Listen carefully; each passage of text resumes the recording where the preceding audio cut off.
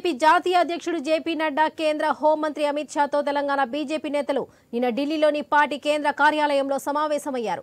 ఈ సమావేశంలో పలు కీలక అంశాలపై చర్చించారు. తెలంగాణలో లోక్సభ అభ్యర్థుల ఎంపికపై అరగంట పాటు ఈ సమావేశం జరిగింది. 17 లోక్సభ స్థానాల్లో ఆశావాహులు అభ్యర్థుల ఎంపికపై చర్చించినట్లు తెలిపారు. ఒక్కో స్థానానికి 3 నుంచి 4 ఆశావాహులు పోటీ పడుతున్నారు.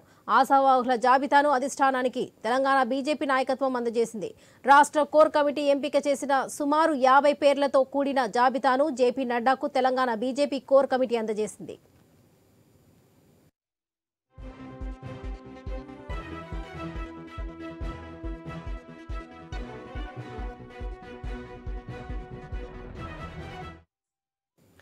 ఫిబ్రవరి 29వ తేదీన జరిగే బీజేపీ పార్లమెంటరీ బోర్డు సమావేశంలో తెలంగాణ నుంచి మెజారిటీ లోక్సభ స్థానాలకు అభ్యర్థులను ఖరారు చేసే అవకాశం ఉంది. పార్లమెంట్ స్థానాల్లో సిట్టింగ్తో పాటు ఒకరికంటే ఎక్కువ మంది పోటీ పడుతున్న స్థానాలపై ఈ భేటీలో చర్చించారు. పోటీ చేసే అభ్యర్థుల బలబలాలపై నేతలు చర్చించారు. కొత్తగా పార్టీలోకి వచ్చే ఇతర పార్టీ నేతలపై సమావేశంలో నేతలు చర్చించారు. అభ్యర్థుల ఎంపికపై పార్లమెంటరీ బోర్డు నిర్ణయం తీసుకుంటుందని రాష్ట్ర నేతలు తెలిపారు. ఈ సమావేశానికి సంబంధించిన విషయాలను BJP MP party parliamentary board సభ్యుడు లక్ష్మణ్ వెల్లడించారు.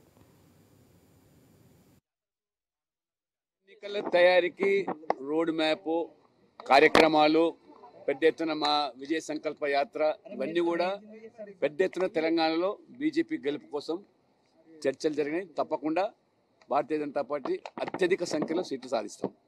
పార్లమెంట్ ఎన్నికల తయారీకి రోడ్ మ్యాప్ కార్యక్రమాలు పెద్ద ఎత్తున మా విజయ సంకల్ప యాత్ర ఇవన్నీ కూడా పెద్ద ఎత్తున తెలంగాణలో బీజేపీ గెలుపు కోసం చర్చలు జరిగినాయి. తప్పకుండా భారతీయ జనతా పార్టీ అత్యధిక సంఖ్యలో సీట్లు సాధిస్తాం.